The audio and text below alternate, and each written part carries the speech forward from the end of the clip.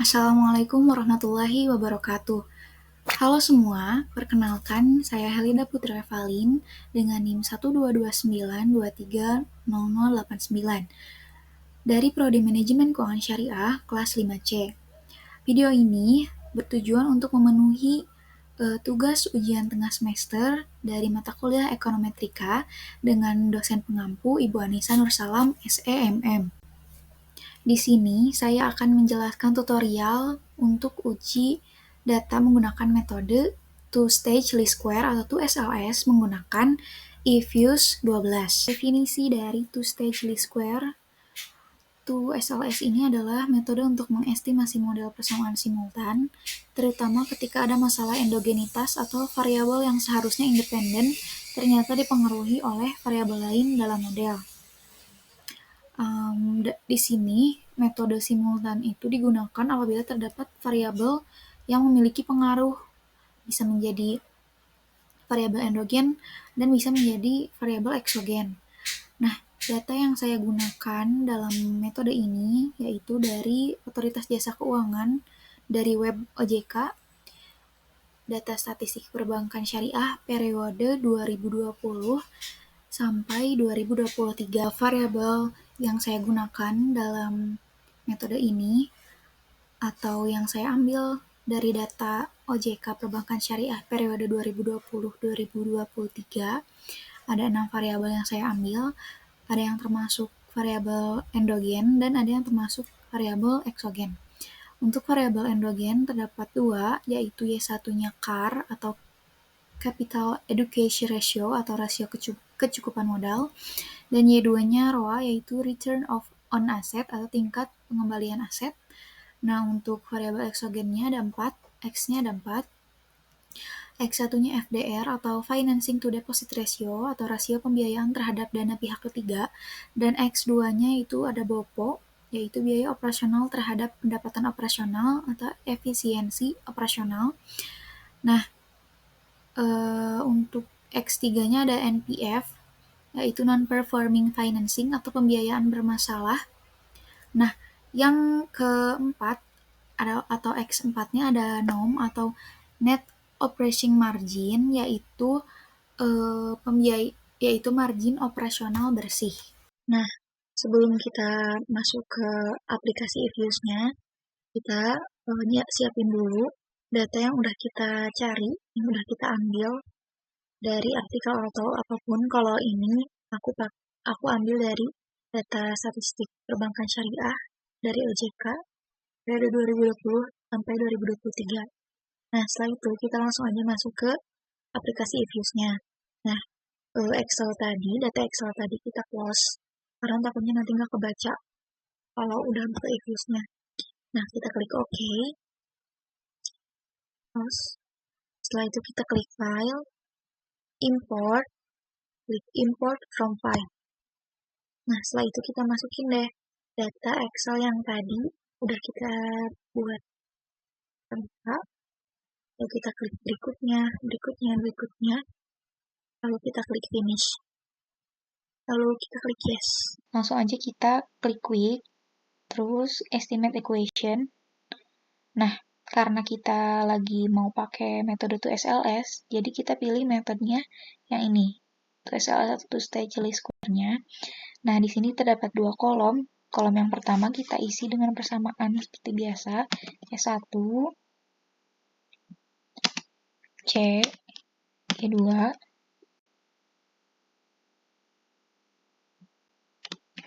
X1,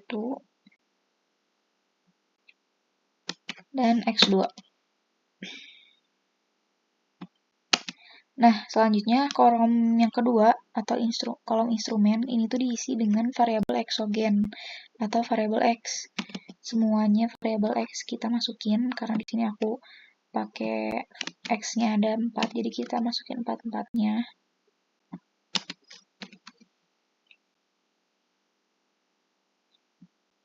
X3 dan X4.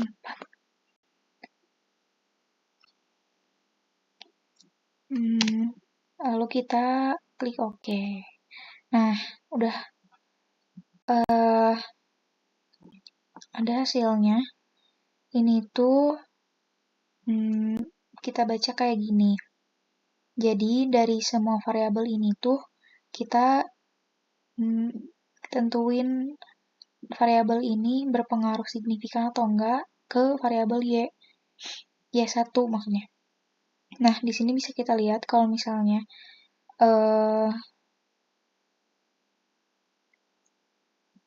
variabel yang ROA itu tidak berpengaruh signifikan terhadap Y1 karena nilai probability-nya 0,3119 yang artinya nilai probability-nya lebih dari 0,05. Jadi tidak berpengaruh signifikan. Nah, untuk variabel selanjutnya, variabel X1 atau FDR-nya sama tidak berpengaruh signifikan terhadap Y1 karena probability-nya lebih dari 0,05. Nah, sedangkan untuk BOPO-nya karena BOPO-nya ini berpengaruh signifikan terhadap CAR karena nilai probability-nya 0,01 yang artinya ini cocok karena kurang dari 0,05. Nah, langsung aja kita freeze untuk kita rename biar datanya kesimpan. Kita tulis aja simultan 1. Kita klik OK. Nah, habis itu kita minimize. Nah, setelah ini kita akan melakukan uji asumsi klasik. Nah, kita klik view, lalu residual diagnostic. Nah, uji yang pertama yang akan kita lakukan adalah uji normalitas. Jadi kita pilih yang histogram normality test. Kita klik aja langsung. Nah, langsung ada hasilnya. Di sini dapat kita lihat nilai probability-nya 0,319573, yang artinya data ini terdistribusi normal karena lebih besar dari 0,05. Freeze lagi untuk biar kita datanya kesimpan, kita tulis aja normalitas 1. Karena ini persamaan pertama. Nanti kalau yang persamaan simultan 2, kita tulisnya 2. Kita minimize lagi, terus kita balik lagi ke sini, kita klik view. Nah, sekarang uji yang selanjutnya yang kedua, kita akan menguji autokorelasi. Kita pilih yang serial correlation LM test. Terus kita klik OK. Nah, langsung terlihat di sini kita lihat ininya probability chi-square-nya 0,0031. Ini tuh artinya data terautokorelasi karena probability-nya kurang dari 0,05. Kita freeze lagi, lalu kita rename. Kita autokorelasi. Ini tuh bisa langsung biasanya kan kita copy aja gitu. Terus kita simpen di Word. Tapi ini aku langsung interpretasiin aja, karena biar nggak memakan banyak waktu. Nah, setelah itu kita lakukan uji ketiga, yaitu uji heteros. Nah, sama kayak tadi, klik view, terus residual diagnostic, lalu kita klik heteroscedasticity test. Terus kita pilih type-nya yang ini, yang paling pertama, yang Burch-Pagan-Godfrey. Kita klik OK. Nah, langsung ada hasilnya. Nah, membacanya di sini tuh dapat kita lihat ketika hasil probability chi-square-nya di atas 0,05. Nah, kalau misalnya di atas 0,05 berarti bebas dari heteroskedastisitas, sedangkan di sini probability chi-square-nya tuh sebesar 0,01 sama 0,379, yang artinya data ini tidak lolos uji heteroskedastisitas karena nilainya kurang dari 0,05. Jadi tidak lolos uji masalah heteroskedasticity. Nah, selanjutnya kita freeze lagi seperti biasa. Terus kita name heteroskedasticitas 1. Lalu kita klik OK. Nah, habis itu kita minimize lagi. Nah, untuk uji yang selanjutnya, nggak dari yang tadi, uji yang selanjutnya yaitu uji multikolinearitas.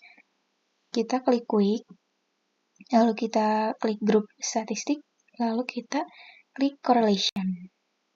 Nah, karena ini persamaan simultan 1, jadi kita masukin di sini tuh biasanya listnya tuh cuman variabel X aja. Karena ini persamaan simultan 1, jadi kita masukinnya X1 sama X2 biar nanti di simultan 2 kita masukinnya X3 sama X4 gitu. Lalu kita klik OK. Nah, tujuan multikolinearitas ini tuh apa sih? Tujuan multikolinearitas ini tuh hanya melihat apakah ada hubungan antar variabel X-nya aja. Nah, karena kita lagi melakukan persamaan 1, jadi kita ambil variabel X1 dan X2 kan. Cara membaca hasilnya itu dengan melihat korelasi antara variabel X dan korelasi antar variabel ini harus lebih kecil dari 0,08. Dapat dilihat di sini bahwa korelasi antara X1 dan X2 antara FDR dan bobot tuh sebesar negatif 0,65804, di mana negatif 0,65804 ini tuh lebih kecil dari 0,08. Jadi dapat disimpulkan bahwa data ini terbebas dari masalah multikolinearitas.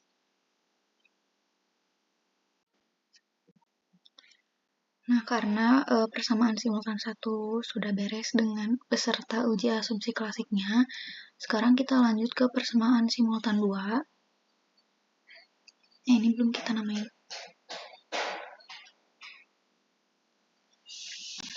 Multikolinearitas 1. Minimize. Kita klik quick, terus estimate equation. Kita masukin lagi persamaannya, tapi yang untuk yang ini Y2-nya duluan, atau lebih dulu. Y2, C, Y1, X3, dan X4. Nah, oh ya ininya jangan lupa kita ubah ke two-stage least square-nya. Nah, untuk instrumennya kita masukin semua variabel eksogen atau variabel X-nya. X1, X2, X3, dan X4. Kita klik OK. Oh, ini delete dulu. Kita klik yes. Nah, muncul langsung terlihat hasilnya.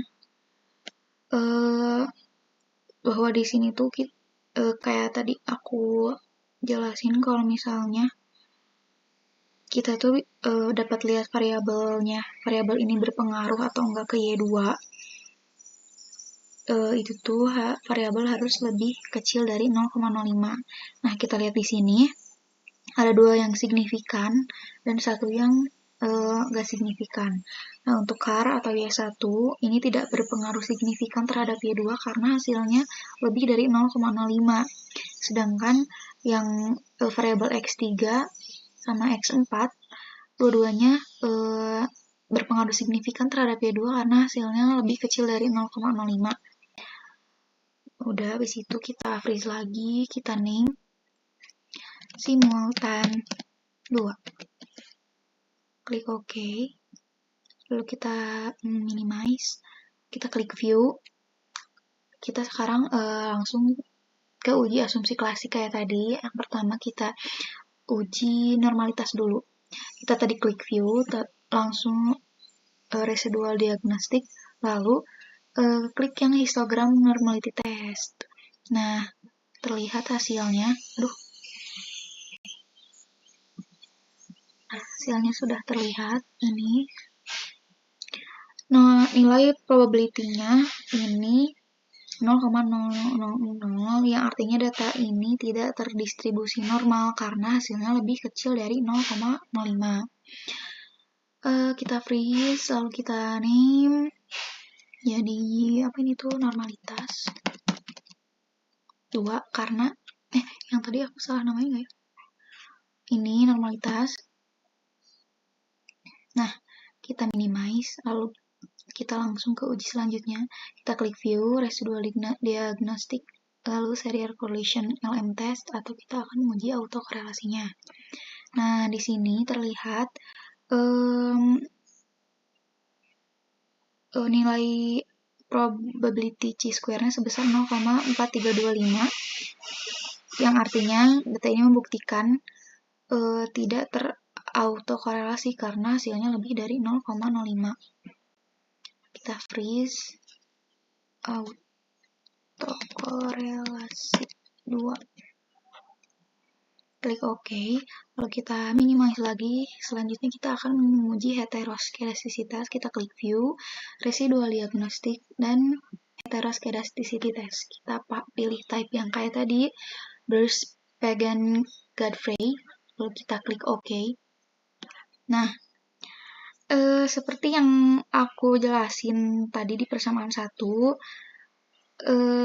kalau misalnya hasil heteroskedastisitas tuh ketika hasil prob chi-square-nya di atas 0,05 berarti artinya bebas dari heteroskedastisitas atau masalah heteroskedastisitas.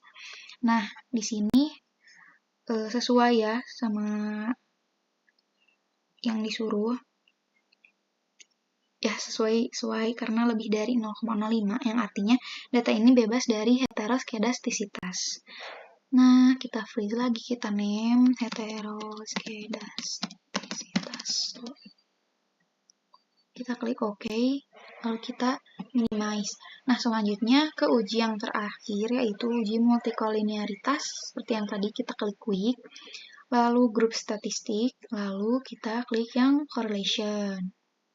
Nah, karena yang persamaan 1 tadi kita udah masukin variabel independennya yang X1 dan X2, sekarang kita ke X3 dan X4.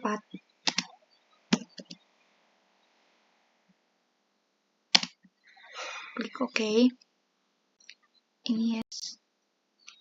Nah, seperti yang aku udah jelasin, kalau misalnya multikolinearitas ini tuh tujuannya hanya melihat apakah ada hubungan antara variabel X-nya. Nah, dapat dilihat. Nah, kalau misalnya korelasi antar variabel tuh harus lebih kecil dari 0,08 kan.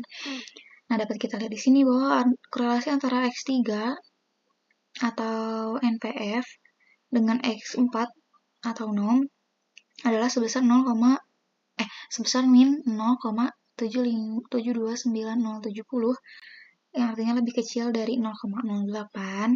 Dapat disimpulkan tidak ada korelasi yang erat antara variabel independen. Dan data ini terbebas dari masalah multikolinearitas. Nah, selanjutnya kita akan melakukan uji T statistik atau uji parsial dan uji F statistik atau uji simultan. Bisa dilihat di sini bahwa variabel ρ atau Y2 memiliki nilai T statistik min 1,02741 dengan nilai probabilitas T statistik ρ senilai 0,3119, yang artinya lebih besar dari 0,05. Di sini ada alfa 1%, 5%, dan 10%. Itu fleksibel, bisa kita pilih karena pada biasanya memakai yang 5%, jadi sekarang di sini aku pakai yang 5%. Itu berarti bahwa ρ atau Y2 tidak berpengaruh signifikan secara parsial terhadap CAR atau Y1. Variabel selanjutnya yaitu FDR atau X1 memiliki nilai probability T statistik senilai 0,6319 atau lebih besar dari 0,05 alfa 5%, berarti bahwa FDR atau X1 tidak berpengaruh signifikan terhadap CAR atau Y1. Selanjutnya, variabel BOPO atau X2 memiliki nilai probability T statistik senilai 0,0154 atau lebih kecil dari 0,05 atau alfa 5%, berarti bahwa BOPO atau X2 berpengaruh signifikan secara parsial terhadap CAR atau Y1. Selanjutnya untuk uji F statistik atau uji simultannya, dilihat dari sini, probability F statistik. Di sini persamaan ini memiliki nilai probability F statistik senilai 0,01945 ini yang lebih kecil dari 0,05 atau alfa 5%, berarti bahwa variabel ROA atau Y2, FDR atau X1, dan BOPO atau X2 secara bersama-sama berpengaruh signifikan terhadap CAR atau Y1. Selanjutnya, nilai R-square dari persamaan ini yaitu 0,264723, artinya kontribusi antara variabel X1 dan X2 terhadap Y1 sebesar 26,47%. Ini 26 dikepersenin, desimal ini dikepersenin, jadi 26,47%, sedangkan sisanya sebesar 73,53% ditentukan oleh variabel lain di luar persamaan Y1. Selanjutnya kita akan menguji persamaan simultan 2, uji P dan uji F-nya. Sini. Ini bisa dilihat variabel CAR atau Y1 memiliki nilai probability 0,5205, yang artinya lebih besar dari 0,05, berarti bahwa CAR Y1 tidak berpengaruh signifikan terhadap ROA atau Y2. Selanjutnya ada variabel NPF atau X3 memiliki nilai probability T statistik senilai 0,0000, yang artinya lebih kecil dari 0,05 atau alfa 5%, berarti bahwa NPF X3 atau X3 berpengaruh signifikan secara parsial terhadap ROA atau Y2. Selanjutnya, variabel norm atau X4 memiliki nilai probability T statistik sebesar 0,0000, yang artinya lebih kecil dari 0,05, berarti bahwa norm atau X4 berpengaruh signifikan terhadap ROA atau Y2. Nah, untuk F statistiknya, kayak tadi dilihat dari sini, persamaan simultan 2 ini memiliki F statistik sebesar 117, salah yang ini maksudnya, sebesar 0,0000, yang artinya kurang dari 0,05 dengan alfa 5%, berarti bahwa variabel CAR atau Y1, NPF atau X2, dan norm atau X4 secara bersama-sama berpengaruh signifikan terhadap ROA atau Y2. Nah, untuk nilai R-square-nya dilihat dari sini, persamaan ini memiliki nilai R-square sebesar 0,91740, artinya kontribusi antara variabel Y1, X3, dan X4-nya terhadap Y2 sebesar 91,71%. 91,71%, sedangkan sisanya sebesar 8,29% ditentukan oleh variabel lain di luar persamaan Y2. Setelah kita uji olah data atau mengolah data SLS tadi, dapat disimpulkan secara keseluruhan bahwa hasil ini menunjukkan model untuk ROA lebih kuat dan dapat diandalkan dibandingkan model untuk CAR. Namun kedua model masih memiliki ruang untuk perbaikan, terutama dalam mengatasi masalah-masalah ekonometrik yang teridentifikasi dalam uji diagnostik atau uji asumsi klasik. Mungkin sekian tutorial yang bisa saya sampaikan. Kurang lebihnya mohon maaf. Semoga tutorial yang saya sampaikan dapat bermanfaat. Terima kasih. Wassalamualaikum warahmatullahi wabarakatuh.